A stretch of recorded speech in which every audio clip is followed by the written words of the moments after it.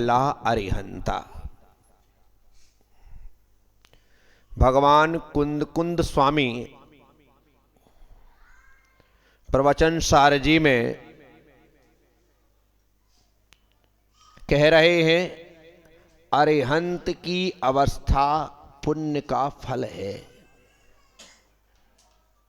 अरिहंत की अवस्था पुण्य का फल है। तीर्थंकर की अवस्था पुण्य का फल है। 68 पुण्य प्रकृति में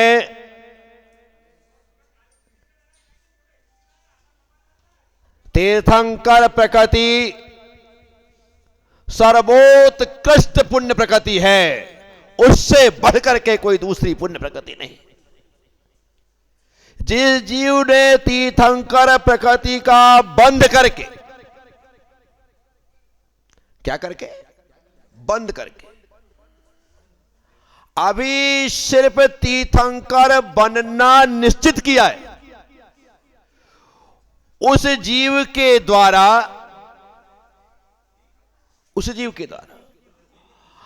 अभी से ऐसी स्थिति निर्मित हो चुकी है कि स्वर्ग आदि में रहते हुए, नरक आदि में रहते हुए, माना कि नरक में नरक गति के दुखों को सहना तो पड़ेगा ही, लेकिन वह जीव भी 6 महीने पहले एक स्फटिकमय घेराव से युक्त हो जाता है। वहां पर उन्हें अब 6 महीने पहले कोई कष्ट नहीं होता, कोई कष्ट नहीं देता। कितने महीने पहले? यहां 6 महीने पहले रत्नों की वृष्टि होने लगती है। वो 6 महीने पहले बिल्कुल सुरक्षित हो जाते हैं। स्वर्ग में भी स्थिति यही होती है। 6 महीने पहले स्वर्ग के समस्त देवी देवता उस देव के पास जाकर के बैठने लगते हैं और अपने सौभाग्य की सराहना करते हैं कि धन्य है हम कि हमारे बीच का एक देव आने वाले समय में देवाधिदेव बनने वाला है, तीर्थंकर बनने वाला है। 6 महीने पहले उत्सव चालू हो जाते हैं। ये तीर्थंकर प्रकृति के बंध का ही फल है। अभी तो उदयवाद में आएगा, 13वें गुण स्थान में। यहां पर 6 महीने पहले रत्नों की वृष्टि होने लगी। घर में आने के 6 महीने पहले, फिर घर में आने के बाद 9 महीने तक रत्नों की वृष्टि हुई। जन्म लेते ही सौदर में इंद्र ऐरावत हाथी पर बैठ करके देव परिवार के साथ आकर के अयोध्या की परिक्रमा लगा रहा है। विचार कर रहा है कितना पुण्यवान जीव होगा वह। पुण्य फला अरिहंता। इस पंक्ति को याद रखो, इस सूत्र को याद रखो। पुण्य फला, पुण्य फला भूलिएगा मत कभी लाइफ में, हमेशा याद रखना। पुण्य फला, भगवान कुंद ने प्रवचन सार जी में लिखा है, पुण्य का फल अरिहंत अवस्था है। वह जीव यहां पर अवतरित हुआ। 100 धर्म में इंद्र अयोध्या की परिक्रमा लगा रहा है। उस जीव के कारण अयोध्या भी वंदनीय हो गई, अयोध्या भी पूजनीय हो गई। सारा देव परिवार नीचे आ जाता है ना, तो ऐसा लगता है जैसे धरती पर स्वर्ग उतर आया हो। जहां देखो वहां पर देवी देवता, चारों तरफ देवी देवता। उदाहरण की तौर पर हमारे यहां कभी कोई बड़ा उत्सव महोत्सव होता है तो जहां देखो वहां लोग, जहां देखो वहां लोग, पब्लिक ही पब्लिक। क्या हो गया? उत्सव है। जब स्वर्ग से सारे देव उतर करके आते होंगे, आप लोग ज्यादा नहीं आए हो, लेकिन बाहर पार्किंग में देख करके लोगों को लगे बाप रे इतने सारे लोग हैं क्या। कहां लगेगा? पार्किंग में। नीचे लोग जूते चप्पल देखेंगे तो लगे बाप रे ऊपर तो जगह ही नहीं होगी। क्या लग रहा होगा? जूते चप्पल देख करके। अब वो देवता आते होंगे तो उनके विमान जहां पार्क होते होंगे,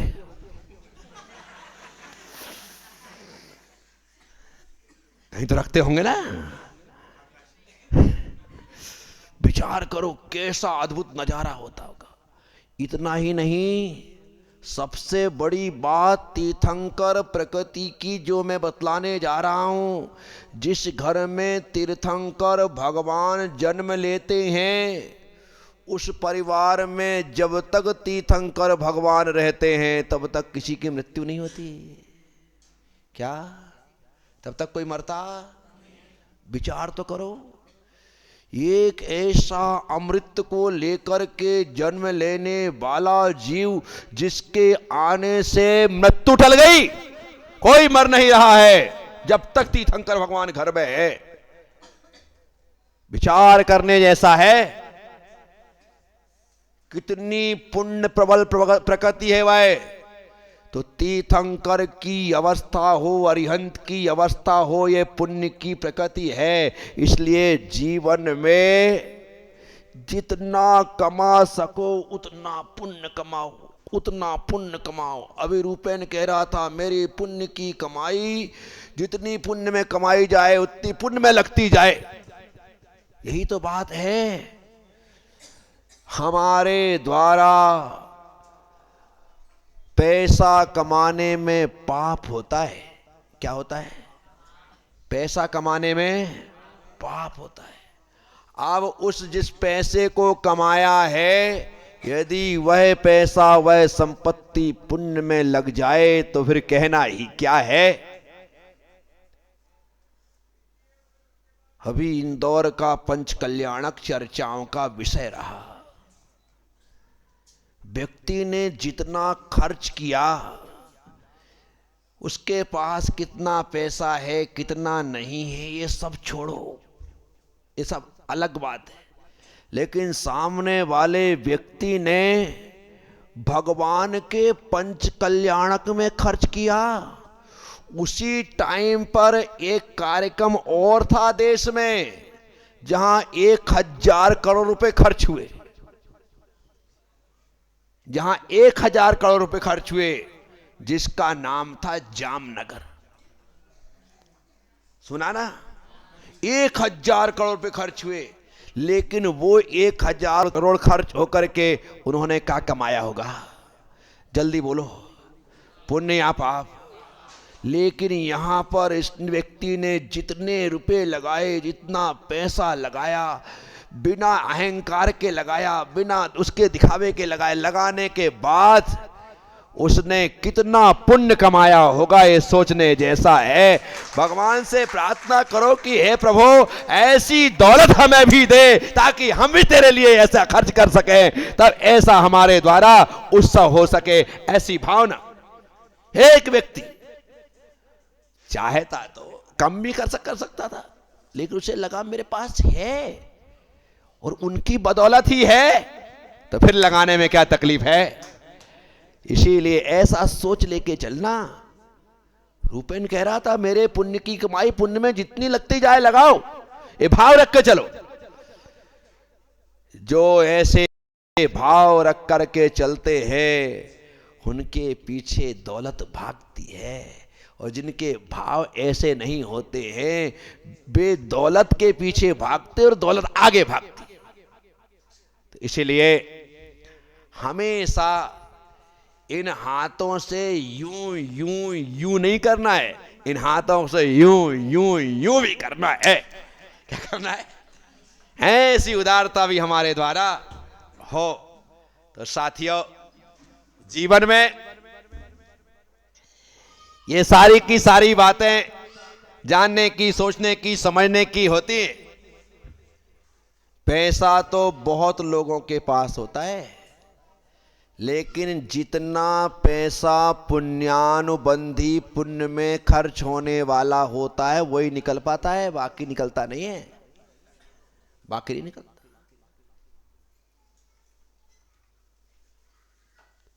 पुण्य को बांधने वाला पुण्य भी होना चाहिए, क्योंकि ये 4 चीजें हैं, आप इन्हें समझ लो। मैं बोलता हूं आप दोहराना, ठीक है ना? पुण्यानुबंधी पुण्य, बोलो। पुण्यानुबंधी पाप, पापानुबंधी पुण्य और पापानुबंधी पाप। कितनी चीजें हैं? 4 चीजें ना। अभी हमारा पुण्य का उदय चल रहा है। क्या चल रहा है? पुण्य का उदय चल रहा है। बढ़िया जैन कुल मिला है, स्वस्थ शरीर मिला है, धन धान्य से संपन्न है, किसी प्रकार की कोई कमी नहीं है, सब कुछ अच्छा है। ये हमारे पुण्य का उदय चल रहा है। पुण्य के उदय में जो पुण्य करता है वो पुण्यानुबंधी पुण्य करता है। पुण्य के उदय में जो पाप करता है वो पापानुबंधी पुण्य से संबंधित है। पाप का बंध कर रहा है पुण्य के उदय में। किसके उदय में? पुण्य के उदय में पाप बांध रहा है। एक है पाप का उदय, कुछ भी नहीं है, ना धन, ना दौलत, ना रुपया, ना पैसा, ना परिवार, बिल्कुल ऐसी ठोकरें खा रहा है। ये पाप का उदय क्या कर रहा है? लेकिन पाप के उदय में भगवान की भक्ति, भगवान का भजन, भगवान की सेवा, इसमें कोई पीछे नहीं है। तो कहते हैं ये पाप के उदय में पुण्य को बांध रहा है। क्या? पुण्यानुबंधी पाप, पाप के उदय में पुण्य को बांध रहा है। और एक ऐसा है जो पाप का उदय है, कुछ भी नहीं है, और उसमें पाप ही कर रहा है। क्या कर रहा है? एक पुण्य के उदय में पुण्य करता है, एक पुण्य के उदय में पाप करता है, एक पाप के उदय में पुण्य करता है, एक पाप के उदय में पाप करता है। आप समझ लो कि आप क्या कर रहे हो। पुण्य के उदय में पुण्य कर रहे हो ना, बस इससे बड़ी कोई बात नहीं है। आज ही उसका फल मिले कोई जरूरी नहीं। आम और बादाम के पेड़ लगाओ तो आज लगाए जाते हैं, बरसों बाद फल आते हैं, बरसों बाद फल आते हैं। एक गेहूं और चने और सोयाबीन की खेती थोड़ी है कि अभी लगाया है और 60 दिन में फसल तैयार, 80 दिन में फसल काट लो। नहीं नहीं नहीं नहीं नहीं, ये पुण्य भी ऐसा हो सकता है जिसमें समय लगे, तो आज करते चलो, इसका फल जरूर मिलेगा। इसका फल, किए गए अच्छे कार्य का फल अवश्य प्राप्त होता है, किए गए बुरे कार्य का फल अवश्य प्राप्त होता है। तुम जो भी करोगे उसका फल तो मिलेगा मिलेगा मिलेगा, पक्का मिलेगा। देर से मिले या जल्दी मिले, लेकिन मिलना पक्का है। इसीलिए अच्छा करो ना, अच्छा करोगे अच्छा होगा, बुरा करोगे बुरा। तो हमें यदि अपने भविष्य को सुखद तरीके से जीना है तो हमें आज शुभ कर्म करना है, शुभ क्रिया करना है, शुभ कार्य करना है। ये आप करोगे तो आपको वैसा ही। मैं हमेशा कहता हूं, हम जो चीज खाते हैं ना, डकार उसी की आती है। जो खाएंगे, अब तुम मूली खाओ, क्या खाओ, मेरे को लगता है आप सबको अनुभव है। मूली खाओ और तुम सोचो कि मुझे काजू किशमिश की डकार आए, तो ऐसा संभव नहीं।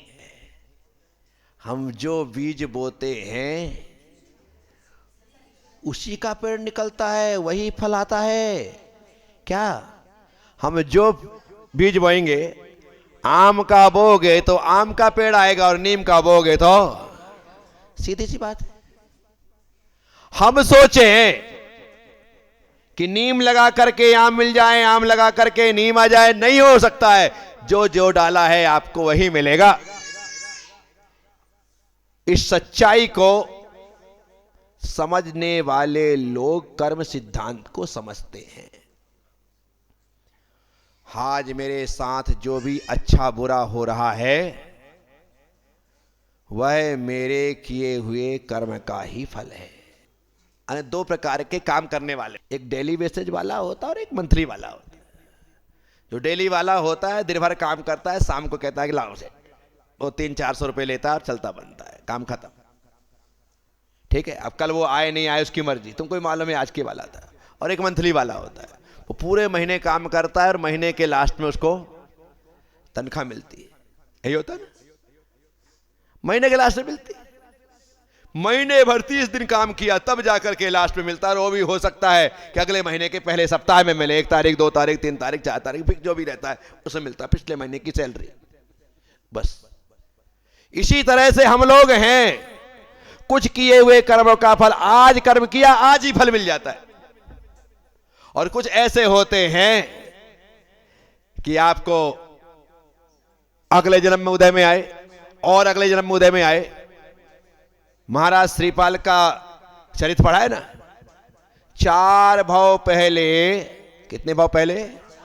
4 भव पहले मुनिराज को उठा करके नदी में, फिर लगा कि मुझे इनको पटकने से क्या फायदा, उठा करके वापस विराजमान करके क्षमा मांग ली। 4 भव पहले मुनिराज को कोढ़ी कहा, 4 भव पहले मुनिराज को भांड कहा। क्या कहा? 4 भव पहले। कितने भव पहले? और उसका उदय जब वो महाराज श्रीपाल के रूप में जन्म लेते हैं तब आया। जिनके साथ कोड़ी कहा था, ताली बजाई थी, श्रीपाल के साथ 700 लोगों को कोड़ हो गया। ले बेटा आज उदय में आया। अब कहते उस समय ही उदय में आ जाता, नहीं कोई जरूरी, 4 भाव बाद उदय में आया। उस समय भांड कहा था, भरी सभा में भांड का पुत्र घोषित हो गया। मुनिराज को पानी में पटका था धवल सेठ ने समुद्र में। सुन रखी ना कहानी? विचार करिए, जैसे यह जीव कर्म करता है वैसा फल उसे मिलता ही मिलता है। आज मिले, कल मिले, परसों मिले, लेकिन मिलेगा जरूर। तो इसलिए अच्छा करिए। कल को अच्छा बनाने के लिए हमें आज अच्छे से जीना सीखना चाहिए। आज जितने अच्छे से जियोगे कल उतना अच्छा होगा, कल उतना अच्छा होगा। जो बच्चे आज का होमवर्क आज कर लेते हैं, आज की पढ़ाई आज कर लेते हैं, उन्हें कल लोड नहीं पड़ता है। और जो सोचते हैं कि कल कर लेंगे, परसों कर लेंगे, तो बढ़ता जाएगा। जो बही खाता लिखने करने वाले लोग आज का काम कल पर टाल देते हैं, उनके पास दुगना हो जाता है।